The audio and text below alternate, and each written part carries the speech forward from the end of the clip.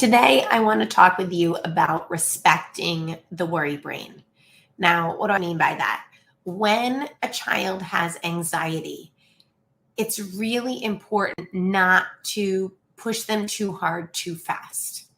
Oftentimes, when I work with children on the autism spectrum who are nonverbal, when they decide that they want to achieve a goal, they'll always keep going back to the same piece of equipment. And while they may not even tell me that they want to have that goal or that they're interested in doing it, they'll always keep returning and trying at least to put their hands on it, to explore the activity that they maybe saw someone else do, but they're not ready to do yet. And this process actually could take several weeks or several months of the child going back to the task over and over again and then opting out as soon as I try to facilitate or encourage them through it.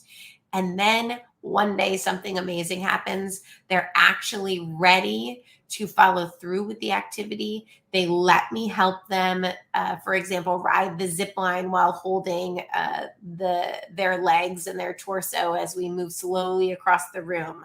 Or they let me help them jump from a high surface while holding two of their hands and landing on a soft cushion.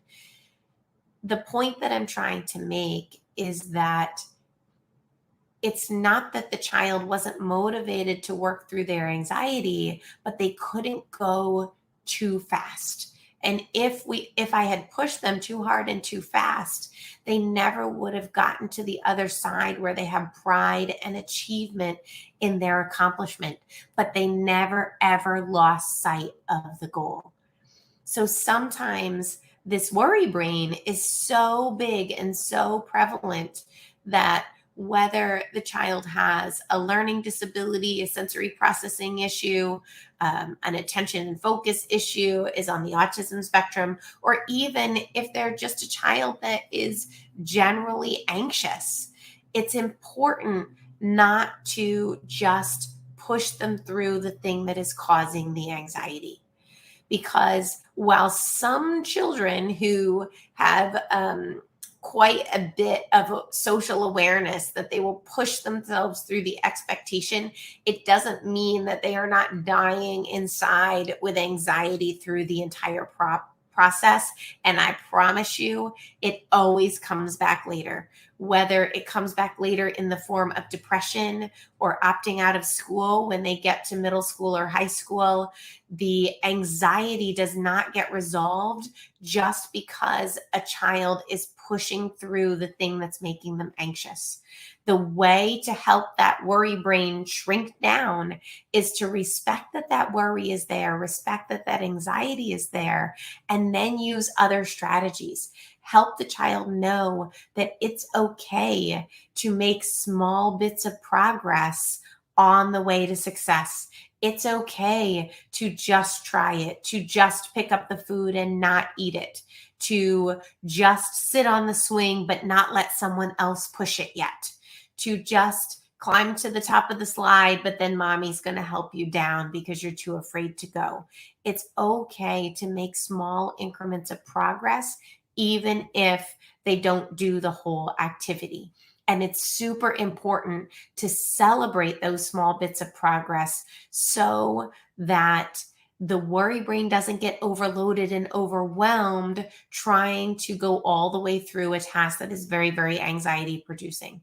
And over the long run, this is going to help both you and your child so much because your child will feel safe and supported in their growth process. But we never at any point say that it's okay not to grow. We don't want to let the worry brain take over and opt out. We always want to show them that there is a bravery brain that helps them be successful, that all of those small attempts are steps on the path to success. And we're proud of all the steps that our children are taking, that they're not letting the worry brain take over, but we're also making sure that if the worry brain is not ready to go as fast as someone else wants them to, that's actually okay. as long as we don't stop trying to take steps forward. So that is my advice to you on respecting the worry brain. If you haven't seen the videos about worry brain and bravery brain, or how to grow the bravery brain, I definitely encourage you to check those out, and use these strategies with your kids to help them work through their fears and anxieties, get in a place of bravery, and build resilience so that they can become the best version of themselves, develop the habits of success, and go confidently out into the world.